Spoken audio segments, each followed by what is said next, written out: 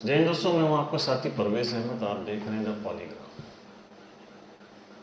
छत्तीसगढ़ में नक्सलाइट हमलों की गूंज तो अक्सर सुनाई देती रही, लेकिन हमारी फौजें, हमारी सीआरपीएफ की टीमें उनसे जिस तरीके से मोर्चा लेती रही हैं और उनके हमलों को नाकाम करती रही हैं, वो भी एक बड़ा इतिहास है।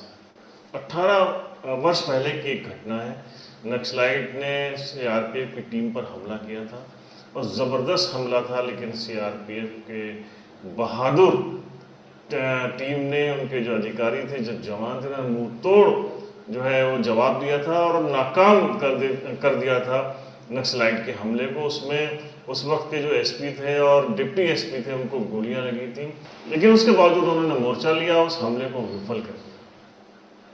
तत्कालीन डिप्टी एसपी आज के टाइम में एसपी रैंक के कमांडेंट हैं और वो पोस्टेड हैं इस वक्त अजमेर में। आज इत्तेफाक से उनका ये गृह जनपद है और वो छुट्टियां मनाने के लिए हमारे आए हैं। शशिकांत चतुर्वेदी जी आज हमारे साथ हैं, आपका बहुत बहुत स्वागत है। धन्यवाद सर। छुट्टियां मनाते कैसा लगता है? आप लोग तो हमेशा बड़ा बिजी रहते हैं। छुट्टियां मनाते अच्छा लगता है, छुट्टियों का अपना एक अलग आनंद होता है, लेकिन उसके साथ ड्यूटी का भी महत्व है और ड्यूटी पर भी ऑपरेशंस का अपना एक अलग आनंद होता है, उसका भी अभियान। सर पहले तो सबसे पहले आपको बहुत बहुत आपका हम लोग आभार प्रकट करते हैं। दूसरे, आप अभी शौर्य दिवस में सम्मानित किए गए एक बार फिर, उसके लिए भी आपको बहुत बहुत बधाई। सर, ये शौर्य दिवस की शुरुआत कैसे हुई? हमारा देख सीआरपीएफ में शौर्य दिवस की शुरुआत इस प्रकार से हुई। 1965 से पहले सीआरपीएफ ही बॉर्डर की ड्यूटी भी किया करती थी।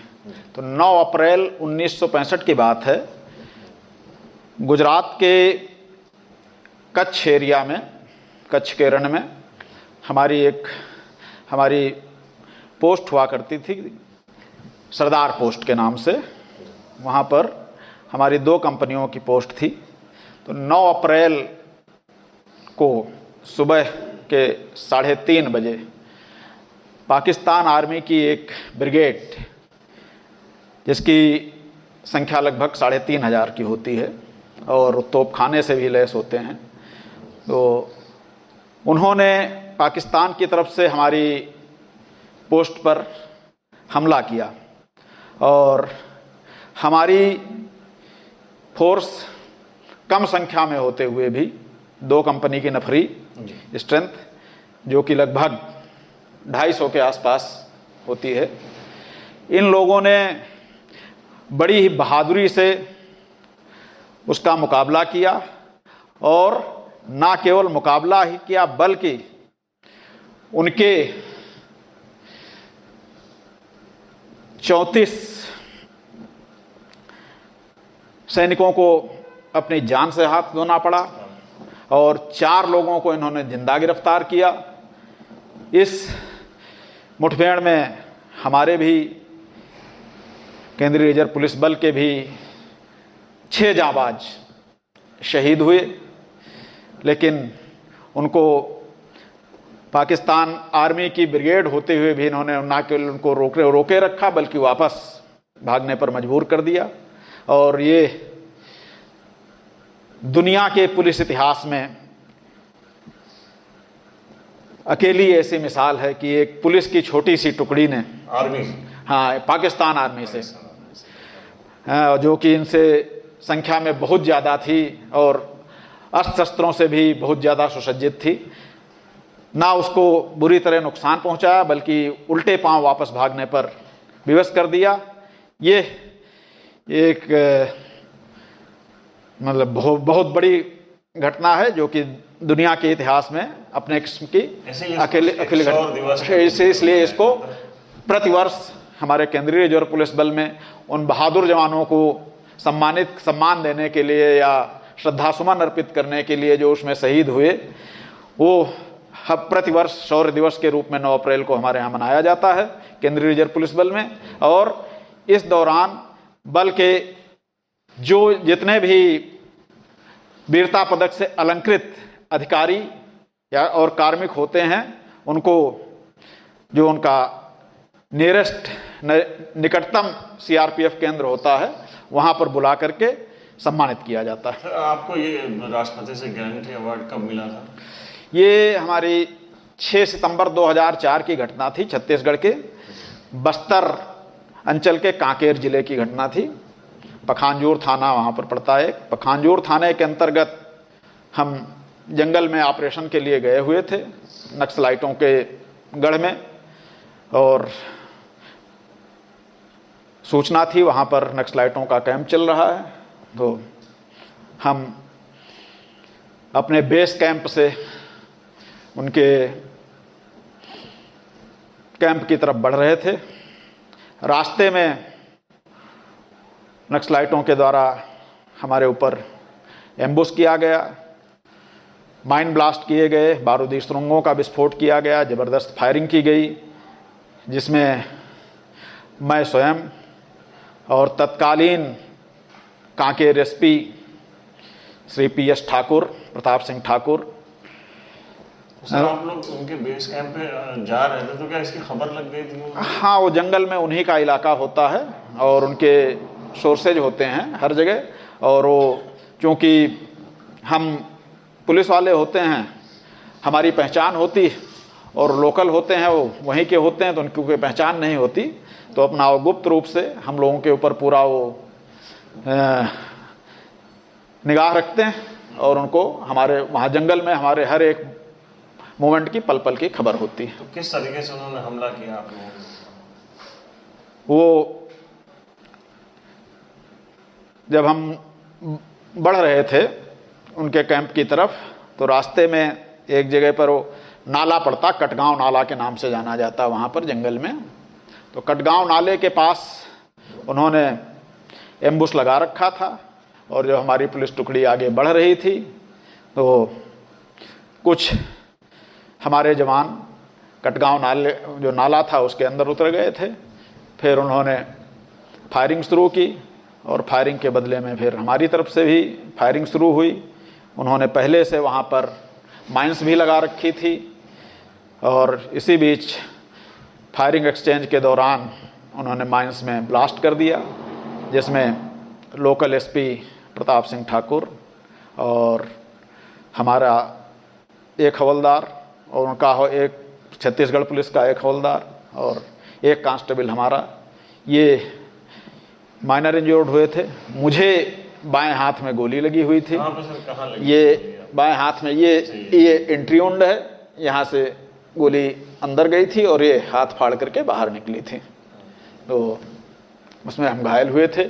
इसके बावजूद आप लोग? हाँ, इसके बावजूद लगातार हाँ मोर्चा चलता रहा, फायरिंग चलती रही और आखिर में जैसे कि सूचना बाद में प्राप्त हुई, 5 नक्सली उस घटना में मारे गए और कई नक्सली घायल हुए थे।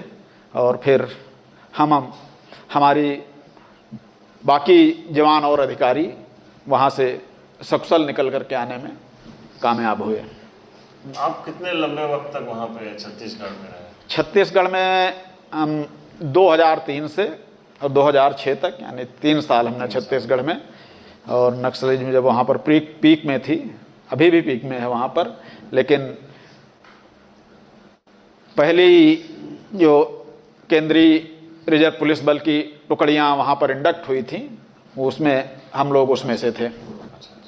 सिर्फ उस समय थोड़ी ही फोर्स वहाँ पर इंडक्ट हुई थी और अब तो आज की तारीख में वहाँ पर बहुत फोर्स है। सर आप छुट्टियां मनाने आए और हम लोग आपसे अनऑफिशियली इंटरव्यू कर रहे हैं, लेकिन क्योंकि थोड़ा सा हमेशा एक बड़ा लोगों की उत्सुकता भी रही है छत्तीसगढ़ के बारे में, नक्सलाइट। सर एक छोटा सा एक ये है कि हम इतने सालों के बाद भी उनके ऊपर अभी तक कंट्रोल क्यों नहीं कर पा रहे हैं पूरी तरीके से? क्या कारण इसका क्या रहा होगा? देखिए, वहाँ की जो स्थिति है बहुत विषम है। हम यहाँ पर बैठ करके उसकी कल्पना नहीं कर सकते हैं। पूरी तरह से वो जंगल वाला इलाका है, जंगल, पहाड़ी, नदी, नाले, इसलिए और नक्सलाइटों को जो वहाँ पर हैं उनको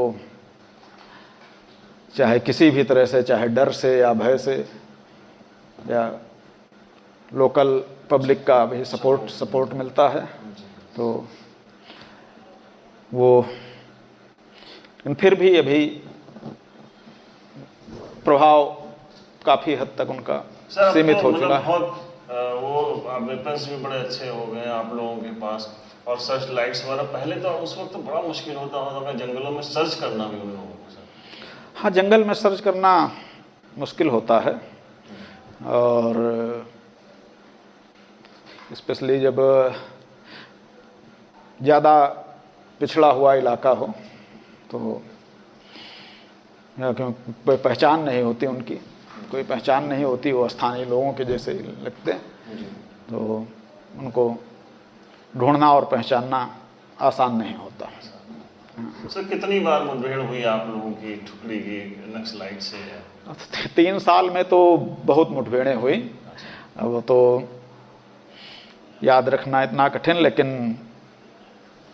बहुत काफ़ी मुठभेड़ें हुई हमारी। अच्छा, पहले तो बहुत नक्सलाइट की बड़ी दहशत रहती थी गाँव में, या जो पुलिस भी उनसे, मतलब एक बताते हैं एक वक्त था जब पुलिस भी उनका सामना करने से पुलिस की टीमें घबराती थी, तो सीआरपीएफ के सपोर्ट से ही वहाँ पे पूरा ऑपरेशन हमेशा सक्सेसफुल रहा है। ऐसा नहीं, नक्सली आमतौर पर सामने की लड़ाई नहीं लड़ते हैं, वो गुरिल्ला युद्ध की पद्धति अपनाते हैं, छुप के वार करते हैं, और इसलिए आमने सामने की लड़ाई में तो इतना वो नहीं लड़ पाएंगे, क्योंकि हमारे यहाँ भारतीय पुलिस या फोर्स इस मामले में पूरी तरह सक्षम है आमने सामने की लड़ाई में, लेकिन वो जो छुप करके वार करते हैं उसमें हमारा नुकसान कर देते हैं। इस वक्त आप कहाँ पे हैं? इस वक्त मेरी पोस्टिंग अजमेर में है। अच्छा, हाँ, अजमेर में एज ए कमांडर? हाँ, आज द्वितीय कमांड अधिकारी या सेकंड इन कमांड कहते हैं हमारे यहाँ। अच्छा, तो ये तो एसपी रैंक का? हाँ, एसपी रैंक के, लोकल में एसपी रैंक के बराबर पद होता है। अब वहाँ पे क्या चुनौती है सर जहाँ पे आप लोग हैं? अजमेर हमारा पीस स्टेशन है, तो वहाँ पर कोई ऐसी चुनौती नहीं, एडमिनिस्ट्रेटिव वर्क हम लोग करते हैं, प्रशासनिक कार्य के लिए। हाँ, वो हमारे 2 तरह, मतलब फील्ड स्टेशन होते हैं या ऑपरेशनल एरिया होता, और दूसरे पीस या एडमिनिस्ट्रेटिव स्टेशन होते हैं। इस समय पीस स्टेशन पर पोस्टेड हो, एडमिनिस्ट्रेटिव वर्क। अच्छा, ये बताइए, तो हम लोग अभी बात कर रहे थे, तो इन सब के बीच में जब छुट्टियां होती होंगी, घर आते होंगे, और सारे परिवार के मेंबर्स के साथ, तो बड़ा मतलब अलग सा एक माहौल रहता है। हाँ, परिवार के साथ अच्छा तो लगता ही है, लंबे समय के बाद आना, परिवार के साथ रहना, परिवार वालों को भी साथ रहने की इच्छा रहती है, और इस तो परिवार का अपना एक अलग आनंद होता है, और ये एडवेंचरस लाइफ का भी अपना एक अलग आनंद होता है। अच्छा, उस वक्त जब आप लोग मतलब नक्सलाइट वाले एरिया में हुए, तब परिवार के लोग बड़े उसमें हमेशा एक रहता है, या जो भी आरपीएफ के लोग हैं, या सेना के लोग, पुलिस के लोग उस एरियाज में, तो उनके परिवार में एक दहशत का माहौल तो रहता है सर? दहशत का माहौल तो नहीं कह सकते हैं, लेकिन हाँ, एक आशंका तो रहती है, कभी भी कुछ हो सकता। तो सर वहाँ पे रह के भी आप लोगों के यहाँ दहशत का माहौल नहीं रहता, इसीलिए तो देशवासी जो है वो सब आप लोगों पे गर्व करते हैं, हमारी सेना पे गर्व है, आरपीएफ की टीम पे गर्व है, हम सब देशवासियों को। और आप खासकर हमारे वतन के हैं, बाराबंकी के हैं आप, तो आप पे भी हम लोगों को बहुत ज़्यादा प्राउड है, और बड़ा अच्छा लगा आप आए, आपने हम लोगों के लिए समय दिया। हम बहुत सारी चीज़ें आपसे नहीं पूछ सकते हैं, क्योंकि आप एक डिसिप्लिन फोर्स में हैं, इसलिए हम लोग इस तरह के सवाल ज़्यादा नहीं कर सकते हैं, फिर भी आपने हमें समय दिया, इसके लिए आपका बहुत। और फिर भी देश का, हम इस देश में पैदा हुए हैं, बाराबंकी की भूमि पर पैदा हुए हैं, तो देश का, और ये जैसा कि हमारे ग्रंथों में भी लिखा हुआ, प्राचीन ग्रंथों में भी लिखा हुआ है, भगवान राम ने स्वयं कहा, अपस्वर्णमयी लंका नामे लक्ष्मण रोचते, जननी जन्म भूमिश्चा स्वर्गादप गरीयसी। तो वतन का हमारे ऊपर जो कर्ज है या एहसान है, वो उसका तो, उसकी तो भरपाई हम किसी भी तरह से नहीं कर सकते। बिल्कुल, बेशक। तो आपने समय दिया उसके लिए बहुत बहुत धन्यवाद।